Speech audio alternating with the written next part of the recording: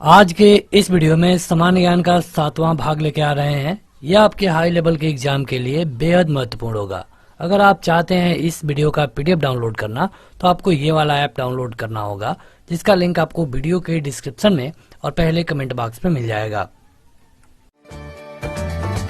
इस वीडियो को लाइक करने के साथ चैनल को जरूर सब्सक्राइब करें। उसके बाद बेल आइकन दबाएं, उसमें ऑल सेलेक्ट करें इसी तरह की बेहतरीन वीडियो सबसे पहले पाने के लिए। शुरू करते हैं ये वीडियो। यहाँ पे देखिए हम वन लाइनर क्वेश्चन कवर करेंगे और ये थोड़े हाई लेवल के होंगे। अगर आप चाहें तो इसका कंबाइंड वीडियो या फिर कंबाइंड पीडीएफ भी डाउनलोड कर सकते हैं, जिसमें एक ही वीडियो में आपको 500 से अधिक क्वेश्चन मिल जाते हैं।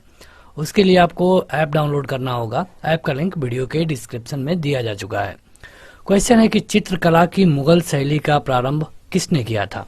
मतलब कि जो एक मुगल शैली आती है, ये चित्रकला की एक शैली है। जैसे कि आप कई तरह की शैलियों के बारे में पढ़ते हैं, तो चित्रकला की जो एक मुगल शैली है, इसका स्टार्टिंग किसने किया था, तो ये किया गया था हुमायूं के द्वारा। देखिए अब हुमायूं कौन था, तो भारत में अगर हम बात करें मुगल वंश की, तो सबसे पहला राजा है बाबर। बाबर भारत में आता है 1526 में और 1530 में इसकी मृत्यु हो जाती है। बाबर का जो बेटा था इसका नाम था हुमायूं। हुमायूं जब बाबर की मृत्यु हो जाती है 1530 में, तो इसी समय राजा बना दिया जाता है और रूल करता है 1540 तक। इसके बाद 1555 से लेके 1556 तक। अब आप देखेंगे कि इन करीब करीब 15 सालों तक गैप रहा, मतलब कि हुमायूं भारत में राजा नहीं रहा। ऐसा क्यों हुआ, तो हुमायूं जब रूल कर रहा था तो इसने 1539 और 40 दो युद्ध लड़े। किसके खिलाफ, शेर शाह सूरी के खिलाफ। शेर शाह सूरी कहां से था, तो ये अफगान राजा था। और ये रूल कर रहा था कहां पे, सासाराम बिहार में। सासाराम बिहार में रूल कर रहा था। इससे दो बार टकराता है हुमायूं, 1539 और 1540, और दोनों बार हुमायूं हार गया। जब हुमायूं इंडिया में दो बार हार गया तो हुमायूं इंडिया को छोड़ करके 1540 में भाग गया। जब यहाँ से हुमायूं भाग गया तो उसी दौरान 1542 में अकबर का जन्म हुआ, जो कि हुमायूं का बेटा था। अब छोड़िए जब अकबर के जन्म के बारे में, जब यहाँ पे उसके बाद इस 15 सालों में सूरी वंश चला भारत में, जो दिल्ली की गद्दी थी। लेकिन 15 साल के बाद जब शेर शाह सूरी की मृत्यु हो गई, इसके जो बेटे, उसके बेटे, जब लोग कमजोर राजा थे, उनको देख करके हुमायूं फिर भारत में वापस आता है और उसे हरा करके फिर से यहाँ पे 1 साल तक राजा रहा। दुर्भाग्य से उसी 1 साल के दौरान हुमायूं की फिर से मृत्यु हो गई। उस समय तक अकबर लगभग 14 साल का हो चुका था, क्योंकि अकबर का जन्म 1542 में हुआ और ये 1556 था। लगभग 14 साल की उम्र का अकबर हो गया था और इसे राजा बना दिया गया। तो ये था हुमायूं, जो कि मुगल शैली का प्रारंभ करने के लिए जिसको जाना जाता है। अगला है कि दास्तान ए अमीर हमजा, इसका चित्रांकन किसने किया है, तो ये है अब्दुल समद के द्वारा। प्रसिद्ध जहांगीरी चित्रकार थे। देखिए जहांगीरी चित्रकार कहने का क्या मतलब है, कि मुगल वंश में एक ऐसा राजा था जिसका नाम था जहांगीर, जो कि अकबर का बेटा था। अगर हम जहांगीर के बारे में बात करें तो जहांगीर रूल किया था 1605 से लेकर के 1627 तक। ये एक ऐसा राजा था जो कि खुद एक पेंटर था और एक पेंटरों का बड़ा कदरदान था। मतलब कि जो भी पेंटर इसके दरबार में आते थे उनकी बड़ी इज्जत होती थी। तो उस समय के जो चित्रकार थे उनका नाम है अबुल हसन, उस्ताद मशहूर फारूक बेग, बिशन दास, अकारिजा, मोहम्मद नादिर, मोहम्मद गुराद, मनोहर, माधव तथा गोवर्धन, कई सारे थे। मुगल चित्रकला में उन्नति की, तो मुगल चित्रकला सबसे ज्यादा उन्नति की जहांगीर के शासनकाल में। देखिए मुगल से दो चीजें याद रखें। अगर चित्रकला की बात आएगी तो सबसे ज्यादा इसमें मतलब काम हुआ जहांगीर के टाइम पीरियड पे। लेकिन अगर स्थापत्य कला की बात आएगी, जैसे कि निर्माण की बात, तो सबसे ज्यादा हुआ शाहजहां के टाइम पीरियड पे। जैसे कि आप ताजमहल देखते हैं, ये भी शाहजहां के द्वारा ही बनवाया गया था। आगे बढ़ते हैं तो अगला है कि पहाड़ी school, Rajput school, Mughal school और कांगड़ा स्कूल विभिन्न शैलियों को प्रदर्शित करते हैं। मतलब यहाँ पे इनके बनावट में जो शैलियां अपनाई गई हैं, ये है चित्रकला की। ये चित्रकला की कई सारी शैलियां हैं। किशनगढ़ शैली किस कला के लिए प्रसिद्ध है, तो किशनगढ़ भी एक चित्रकला की शैली है। वह एक संगीत वाद्य बताइए जिसे बजाने में औरंगजेब दक्ष था या फिर माहिर था, उसको औरंगजेब को अच्छे से आता था। यह है बीड़ा। अगला है कि प्रातः काल में गाया जाने वाला जो राग होता है उसे क्या कहते हैं, तो ये होता है तोड़ी। आगे बढ़ते हैं तो अगला है कि तानसेन, बैजू बावरा और गोपाल नायक जैसे संगीतज्ञों ने स्वामी हरिदास से प्रशिक्षण प्राप्त किया। अब आपसे ये पूछा गया है कि बताइए कि स्वामी हरिदास के अनुयायियों ने क्या स्थापित किए। तो स्वामी हरिदास के अनुयायियों द्वारा बनाया गया था संगीत अर्चना केंद्र और इनकी संख्या थी 5। अकबर के शासनकाल में ध्रुपद गायकों में कौन सम्मिलित थे, मतलब कि अकबर के शासनकाल में अकबर के दरबार में यह है तानसेन और हरिदास।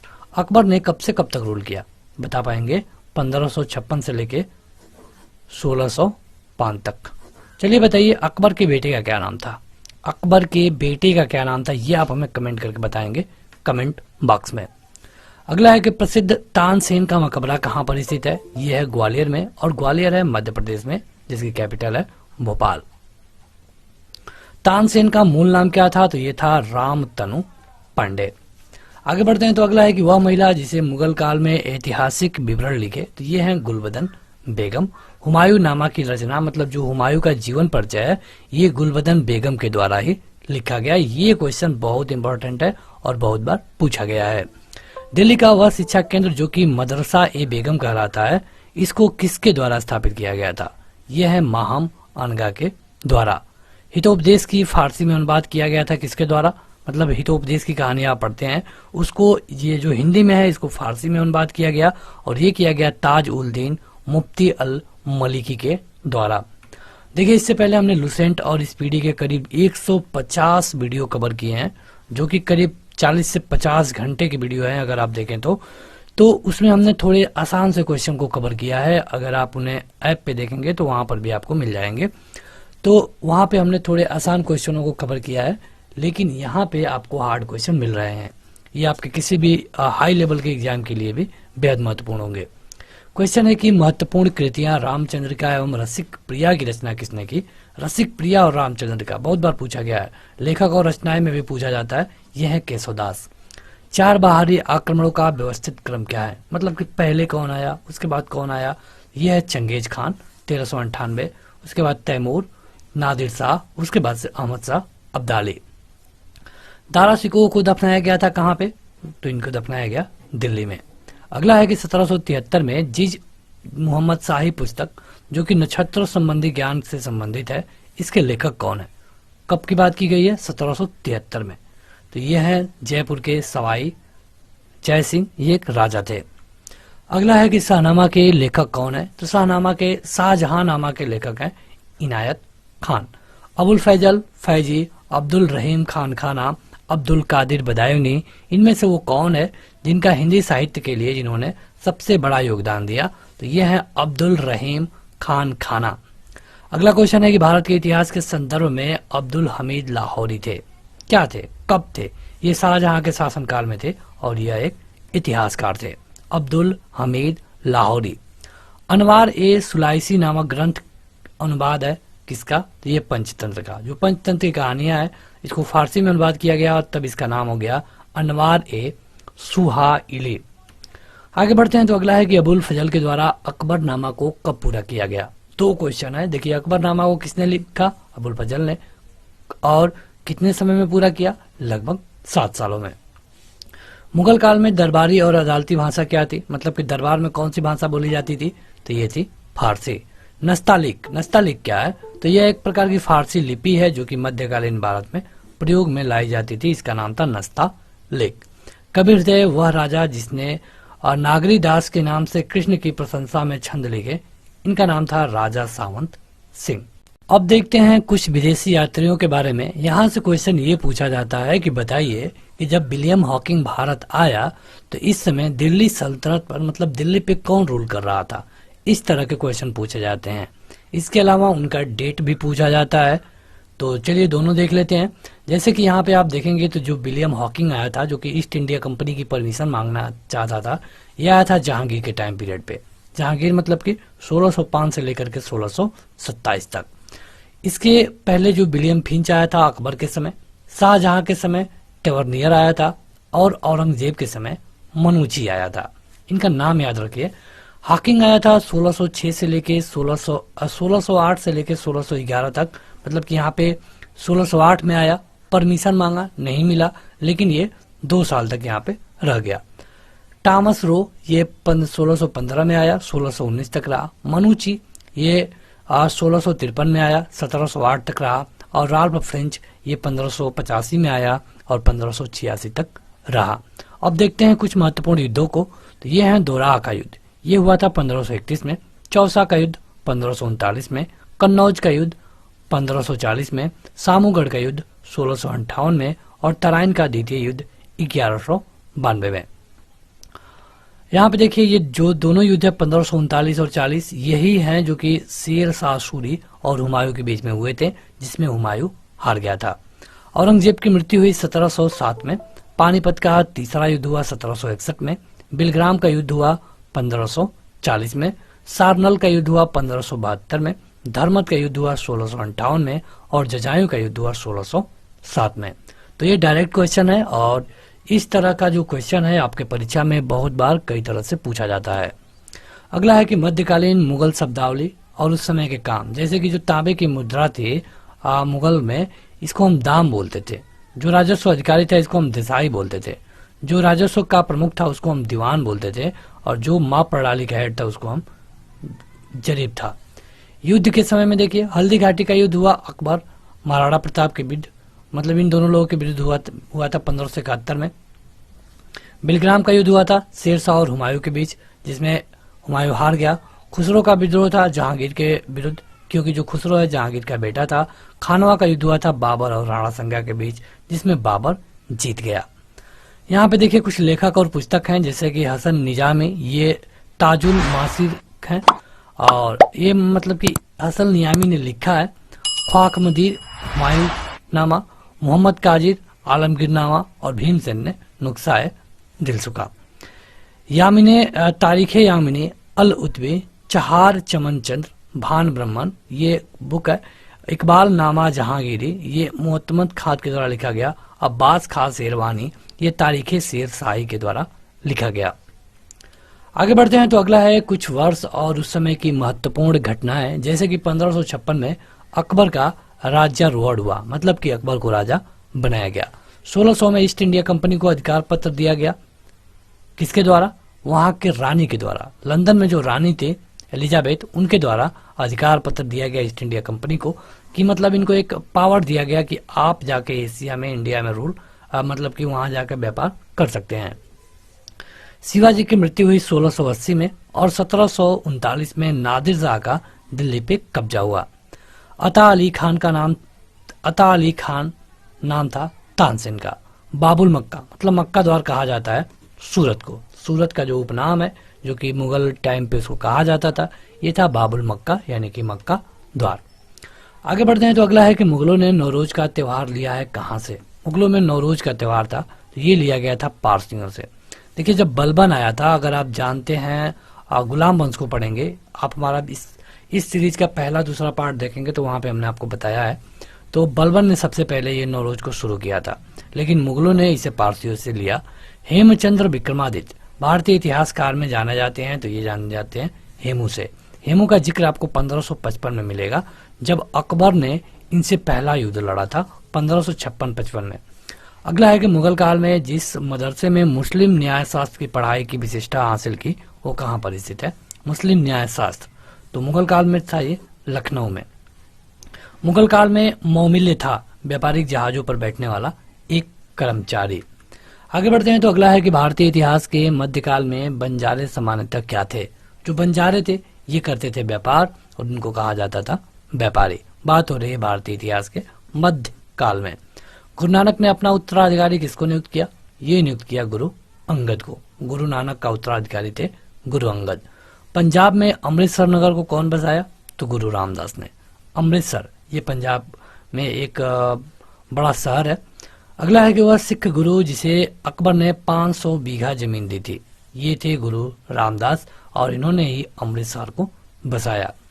वह सिख गुरु जिसने विद्रोही राजकुमार खुसरो की सहायता धन और आशीर्वाद दोनों से किया, ये थे गुरु अर्जुन देव, जिनको जहांगीर ने मरवा दिया था। अगला है कि आदि ग्रंथ अथवा गुरु ग्रंथ साहिब का संकलन किया गया था किसके द्वारा? ये है गुरु अर्जुन देव। वह सिख गुरु जिनको तत्कालीन शासकों के द्वारा मृत्यु दंड दिया गया था, इनका नाम था गुरु अर्जुन देव और गुरु तेग बहादुर। दोनों लोगों को अलग अलग राजा के द्वारा मृत्यु दंड दिया गया। वह सिख गुरु जिसकी मृत्यु के लिए औरंगजेब जिम्मेदार है, ये हैं गुरु तेग बहादुर। और गुरु अर्जुन देव को जो मृत्यु दंड दिया था, ये दिया गया था जहांगीर के द्वारा। दोनों अलग अलग है। हेमकुंड, ताराकुंड, ब्रह्मकुंड में से वो कौन सा स्थान है जिस पर एक प्रसिद्ध सिख गुरुद्वारा अवस्थित है? तो यह है मकुंड। आगे बढ़ते हैं तो यह है कि जिस सिख गुरु का जन्म पटना में हुआ था, यह है गोविंद सिंह। आज भी यहाँ पे सेशन होता है हर साल इनके जन्म दिवस पे। वह जिनकी समाधि के कारण नांदेड़ गुरुद्वारा सिखों द्वारा पवित्र माना जाता है, यह है गुरु गोविंद सिंह। गुरु गोविंद सिंह की महानता निहित है कि उन्होंने सिखों की सैनिक व्यवस्था का गठन किया, और गुरु गोविंद सिंह है जिन्होंने खालसा पंथ की स्थापना की। ये क्वेश्चन काफी महत्वपूर्ण है। आगे बढ़ते हैं तो अगला क्वेश्चन है कि सिखों के अंतिम गुरु कौन थे? सिखों के अंतिम गुरु थे गुरु गोविंद सिंह। इनका जन्म हुआ था कहाँ पे? पटना में। बंदा बहादुर का मूल नाम क्या था? बंदा बहादुर का मूल नाम था लच्छन देव या फिर लक्ष्मण देव। ये दोनों एक ही नाम है, अलग अलग तरीका है, लच्छन का ये या फिर लक्ष्मण का ये। सिख साम्राज्य का अंतिम शासक कौन था? तो ये थे दिलीप सिंह मराठा और संघ। मराठाओं के उत्कर्ष के कारण क्या थे? जब मराठा मतलब कि बिल्कुल चरम पे थे, तो इनमें धार्मिक चेतना थी, भौगोलिक सुरक्षा थी, राजनैतिक जागृति थी और उच्च नेतृत्व था। इसी कारण ये मराठा उतने आगे जा पाए। अब देखते हैं कुछ क्वेश्चन जो कि शिवाजी से रिलेटेड है। जिस शिवाजी ने मुगलों को कब हराया, कहाँ पे हराया? तो सलहार के युद्ध में। कब? 1672 में। शिवाजी का जन्म हुआ था 1627 में, और ये 1627 में ही अधिकतर जो इतिहासकार हैं 1627 को ही मानते हैं। वह सेना नायक जिसने बीजापुर के सुल्तान को 1659 में शिवाजी को दबाने के लिए भेजा था, ये था अफजल खान। अफजल खान को भेजा गया था किसके द्वारा? बीजापुर के सुल्तान के द्वारा। शिवाजी मुगलों को कैद से भागने के समय जिस नगर में कैद थे वो कहाँ है? आगरा। मतलब शिवाजी को आगरा में कैद किया गया था और वहां से ये भाग गए। आगे बढ़ते हैं तो अगला है कि शिवाजी की राजधानी कहाँ पर थी? तो ये थी रायगढ़ में। शिवाजी की राजधानी। शिवाजी के छत्रपति के रूप में राज्याभिषेक, मतलब इनको राजा कब बनाया गया? छत्रपति के रूप में। तो ये बनाया गया था रायगढ़ में। और रायगढ़ में क्यों? क्योंकि रायगढ़ ही इनकी राजधानी थी। शिवाजी के गुरु का नाम रामदास था। ये डायरेक्ट कई बार पूछा गया है। और शिवाजी के समय पे एक अष्ट प्रधान होती थी, ये इसी के बारे में पूछा गया है कि ये कब होती थी? तो ये मराठा प्रशासन में होती थी अष्ट प्रधान, जो कि एक मंत्री परिषद था जिसमें कई मंत्री होते थे। 8 लोग, बेसिकली 8 लोग होते थे इसमें। अगला है कि शिवाजी के अष्ट प्रधान का जो सदस्य विदेशी मामलों की देखरेख करता था वह था सुमंत। संभाजी के बाद मराठा शासन को सरल और कामगार बनाया गया। किसके द्वारा? ये हैं बालाजी विश्वनाथ। संभाजी शिवाजी के बाद आते हैं। पेशवाओं के शासन का सही क्रम क्या है? पहले बालाजी विश्वनाथ, फिर बाजीराव, फिर बालाजी बाजीराव, फिर माधव राय। सही कालानुक्रम बताइए। तो देखिए, संभाजी, राजाराम, शिवाजी सेकंड और छत्रपति साहू जी। ये क्वेश्चन कई बार पूछा गया है कि इनका क्रम, इनको मतलब कि एक क्रम से लगाइए।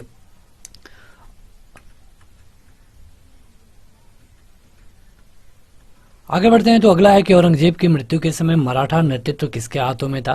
तो ये था ताराबाई के। जब औरंगजेब की मृत्यु हुई तब मराठा का जो लीडर थी ये थी ताराबाई। सरंजामी प्रथा संबंधित है। ये मराठा भू राजस्व प्रथा से, मतलब कि जो मराठा लोग थे ये जो टैक्स लेते थे भूमि पर, ये है सरंजामी प्रथा। एक इतिहासकार ने पानीपत की तीसरी लड़ाई को स्वयं देखा, वो कौन था? तो ये है काशीराज पंडित। यहाँ से क्वेश्चन है, आप कमेंट करके बताइए। पानीपत की देखिए, पहली लड़ाई को हम बता देते हैं, बाकी 2 को आप बताइएगा। पहली लड़ाई हुई थी 1526 में। आपके लिए यहाँ पे 2 क्वेश्चन है, पानीपत की दूसरी लड़ाई और पानीपत की तीसरी लड़ाई, ये कब हुई? इनका आपको उत्तर कमेंट करके बताना है कमेंट बॉक्स में। अगर आप ये सीरीज पूरा देख रहे हैं तो आप इनका उत्तर जरूर कमेंट करके बता पाएंगे। मराठा साम्राज्य पेशवा की अध्यक्षता में एक परिसंघ बन गया था। कब? ये बना था 1750 में। आगे बढ़ते हैं तो अगला है कि अहमद शाह अब्दाली ने भारत पर आक्रमण और पानीपत की तीसरी लड़ाई लड़ने का तात्कालिक कारण क्या था? अहमद शाह अब्दाली आया था पानीपत की तीसरी लड़ाई के समय पे, तो वो मराठों के द्वारा लाहौर से अपने वायसराय तैमूर शासन के निष्कासन का बदला लेना चाहता था। दरअसल हुआ क्या कि लाहौर में एक तैमूर शाह था जिसको मराठाओं ने यहाँ से भगा दिया। अब इसी का बदला लेने के लिए अहमद शाह अब्दाली आया और पानीपत के तीसरे युद्ध हुआ। पानीपत के तीसरे युद्ध में मराठों को हराया था किसने? अफगानों ने। पानीपत का तीसरा युद्ध लड़ा गया था, एक तरफ था अहमद शाह अब्दाली और दूसरी तरफ था कुमराठा। ये 14 जनवरी 1761 में हुआ था और यही हमने आपसे पूछा था क्वेश्चन में। अगला क्वेश्चन है कि मुगल काल में राजा बनाने वाले थे, मुगल काल में राजा बनाने वाले थे, ये हैं हुसैन अली और अब्दुल्ला। औरंगजेब की 707 ईस्वी में मृत्यु होने के बाद कौन सत्ता संभाला? यह है बहादुर शाह प्रथम। मुगल सम्राट जहांगीर शाह के शासन के समय पूर्व अंत का कारण क्या था? यहाँ पे जहांगीर शाह के शासनकाल की बात की गई है, तो ये अपने एक युद्ध में अपने भतीजे के द्वारा ही हार गए और यही था कि अगर आप देखेंगे तो औरंगजेब के बाद कोई भी ऐसा राजा नहीं हुआ मुगल में जो कि एक अच्छा राजा हो, जो ज्यादा पावरफुल हो, और ये लोग अपने में ही लड़ते रह गए और यही कारण था कि मुगल वंश का नाश हो गया। वह मुगल सम्राट जिसने अंग्रेजों को बंगाल से शुल्क मुक्त व्यापार की सुविधा प्रदान की, ये था फारुखसियार। मतलब कि देखिए, जब अंग्रेज यहाँ पे आए तो ये पहले जो जो इलाके इनके क्षेत्र में थे वहां पे टैक्स लेते थे, बाकी जगह ये पूरा फैल नहीं पाए थे। लेकिन जो फारुखसियार था इसने सबसे बड़ी गलती की और इसने अंग्रेजों को बंगाल से भी टैक्स वसूलने का काम दे दिया। अब टैक्स ज्यादा वसूलते थे और उसका कमीशन राजा को बहुत कम मिलता था। धीरे धीरे पैसा आने लगा तो वो और ज्यादा पावरफुल हो गए। अगला है कि मयूर सिंहासन पर बैठने वाला अंतिम मुगल शासक कौन था? तो ये था मोहम्मद शाह। नादिर शाह के आक्रमण के समय मुगल शासक कौन था? तो ये था मोहम्मद शाह। और देखिए, जो ये मयूर सिंहासन है इसी पे ये बैठता था मोहम्मद शाह, और जब नादिर शाह यहाँ पे आक्रमण किया तो नादिर शाह अपने साथ मयूर सिंहासन को लेकर के चला गया। वह शासक जिसके शासन में हिजड़ों तथा महिलाओं के एक वर्ग का प्रभुत्व था, ये था मोहम्मद शाह। इसका देखिए टाइम पीरियड है 1719 से लेके 1748 तक। रंगीला के नाम से इसको जाना जाता है, मोहम्मद शाह को ही, रंगीला राजा। अगला है कि महाराजा जय सिंह सेकंड ने वेधशालाएं बनवाई थी, कहाँ पे? तो ये कई जगह बनवाए, दिल्ली में भी, जयपुर, उज्जैन, वाराणसी और मथुरा में। नादिर शाह द्वारा दिल्ली में कत्लेआम कब किया गया? 1739 में। 1739 में नादिर शाह ने दिल्ली पे हमला किया था। अगला है कि शिवाजी के समय सरनोबात का पद किससे संबंधित था? सरनोबात ये सैन्य प्रशासन से रिलेट करता था। वह मुगल बादशाह जिसको वजीर गाजिउद्दीन ने दिल्ली में दाखिल नहीं होने दिया, इसका नाम था शाह आलम द्वितीय। अगला क्वेश्चन है कि अंतिम मुगल सम्राट बहादुर शाह था, जिसके पिता का नाम क्या था? बहादुर शाह के पिता का नाम था अकबर शाह। ये वो वाला अकबर नहीं है, ये अकबर सेकेंड है। अवध का प्रथम नवाब था सदात खान। हैदराबाद के स्वतंत्र राज्य के संस्थापक थे चिककिलिच खान। दिल्ली में स्थित खगोलीय वेधशाला जिसे जंतर मंतर भी कहते हैं, ये किसके द्वारा बनवाई गई? ये है जय सिंह द्वितीय के द्वारा बनवाया गया, जिसको हम जंतर मंतर कहते हैं, ये दिल्ली में है। मोडी लिपि का प्रयोग किया जाता था मराठों में, मोडी लिपि। तो बस आज के इस वीडियो में इतना ही। इस वीडियो का पीडीएफ आप डाउनलोड कर पाएंगे। देखिए, पीडीएफ से ये होगा कि आप कम समय में पूरा पढ़ सकते हैं। इसको आप वन लाइनर के रूप में इंग्लिश और हिंदी दोनों में पढ़ पाएंगे। इसके लिए आप इस ऐप को जरूर डाउनलोड करिए और इसका लिंक आपको वीडियो के डिस्क्रिप्शन में और पहले कमेंट बॉक्स में मिल जाएगा। आज के इस वीडियो में इतना ही। Thank you.